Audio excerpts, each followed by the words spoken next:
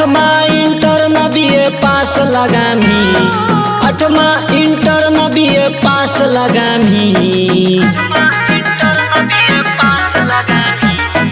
अठमा inter न BA पास लगामी, अठमा inter न BA पास लगामी। तनी भरल देने मंगिया, हेगे भरल देने मंगिया झकास लगामी, तनी भरल देने मंगिया झकास लगामी। तोरा खिलल दुनू गलिया गे खास लगामी, तोरा खिलल दुनू गलिया गे खास लगामी। हेगे भरल देने मंगिया झकास लगामी, हेगे भरल देने मंगिया झकास लगामी।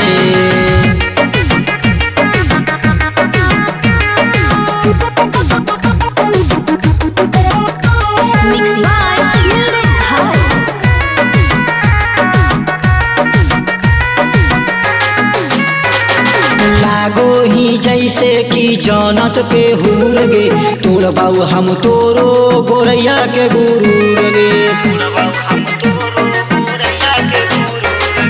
लागो ही जैसे कि जनत के हुर गे, तोड़ बाऊ हम तोरो गोरैया के गुरूर गे।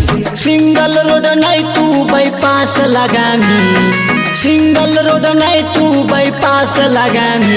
हेगे भरल देने मंगिया झकास लगामी, तनी भरल देने मंगिया झकास लगामी।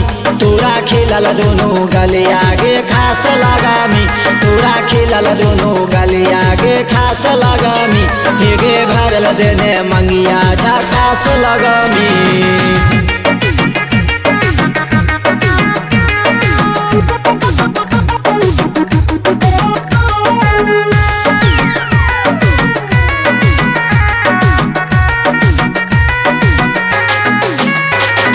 यही बतिया के हो तो खूबे हाला, जानतऊ ने गौआ के सारा मोहल्ला।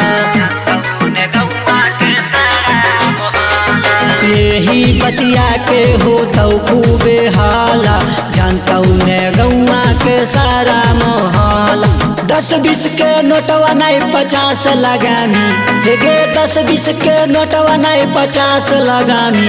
तनी भरल देने मंगिया झकास लगामी, हेगे भरल देने मंगिया झकास लगामी। तोरा खिलल दुनू गलिया गे खास लगामी, तोरा खिलल दुनू गलिया गे खास लगामी। हेगे भरल देने मंगिया झकास लगामी।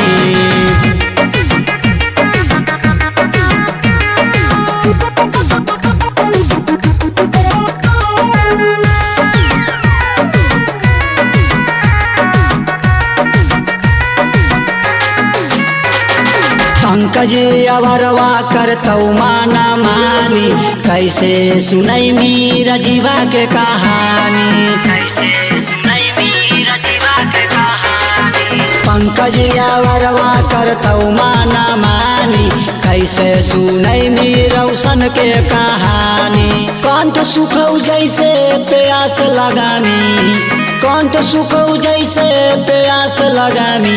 हेगे भरल देने मंगिया झकास लगामी, तनी भरल देने मंगिया झकास लगामी।